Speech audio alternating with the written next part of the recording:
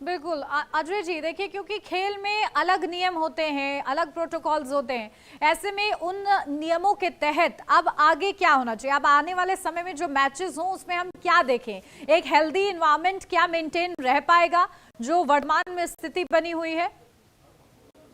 देखिए बहुत सारे सवाल इसके अंदर, जैसे अभी हमारे बांग्लादेशी पत्रकार कह रहे हैं कि राजनीति को अलग रखना चाहिए। राजनीति जनहित के लिए होती है, समाज हित के लिए होती है, देश के डेवलपमेंट के लिए होती है।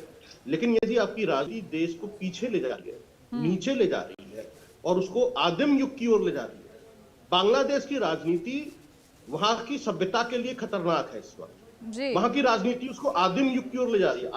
आदिम युग में सही होता था, मॉब लिंचिंग होती थी, घेर के मार दिया जाता था, भीड़ इकट्ठी हो जाती थी, है ना? आपने देखा आदिम युग में क्या होता था। तो मुझे बहुत हैरानी है कि बांग्लादेश के विद्वान या साहित्यकार, लेखक, कवि, पत्रकार वो कर क्या रहे हैं? वो खामोश क्यों है? वो इस तरह की बातें क्यों नहीं उठा रहे हैं इंटरनेशनल फोरम पर आकर? आज सोशल मीडिया की भी पावर है, मैं जो है, कह सकते हैं, बात कर सकते हैं। तो मैं अपनी बात पूरी कर लूं।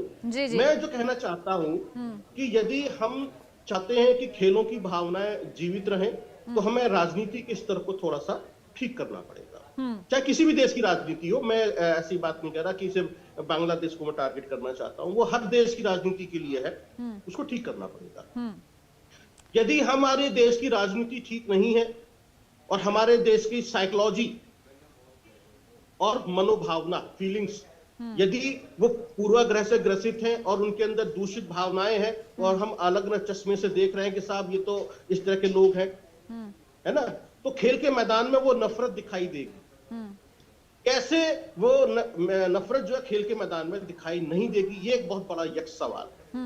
और चाहे वो अगर हम भारत और बांग्लादेश की बात कर रहे हैं, तो कैसे हमारे जो दर्शक हैं, जो स्टेडियम में बैठ के देखेंगे और जो टीवी चैनल पर बैठ के देखेंगे, वो कैसे इस बात को डाइजेस्ट कर लेंगे कि ये वही देश के लोग हैं। क्योंकि बिल्कुल बिल्कुल, देखिए यही सोचने का विषय है और ये तभी मुमकिन हो पाएगा जब दो देश वाकई शांति वार्ता और शांति से रहेंगे। जी मजहर जी, आप कुछ कहना चाह रहे थे? मेरा फेलो पार्टिसिपेंट ने बोला कि what are the media people, what are the cultural activist are doing.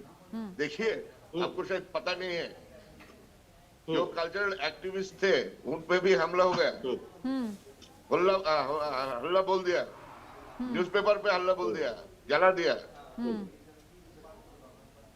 आवाज उठाएंगे, उठेंगे, मगर सही सिचुएशन आने पर जो भी कोशिश कर रहे हैं। ये स्थिति वाकई गंभीर है कि मीडिया सेंटर्स को भी वहां पर कट्टरपंथियों ने निशाने पर लिया है। सिचुएशन तो लानी पड़ेगी ना।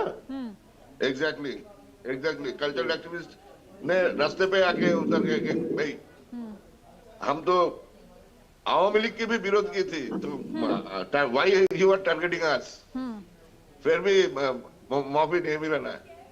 तो सोचिए कि ये जो तांडव चल रहा है, शांत होने से पहले की तांडव चल रहे, शांत होंगे, फिर बांग्लादेश पे कल्चरल एक्टिविस्ट भी एक्टिव रहेंगे, खेलेंगे कूदेंगे संग, कोई दिक्कत नहीं आएगा। लेकिन तब तक इन मैचेस का क्या, तब तक खेल से क्या दूरी बनाने की जरूरत है जब तक शांति नहीं हो जाती वहां पर? देखिए, मीडिया का एक रोल होता है।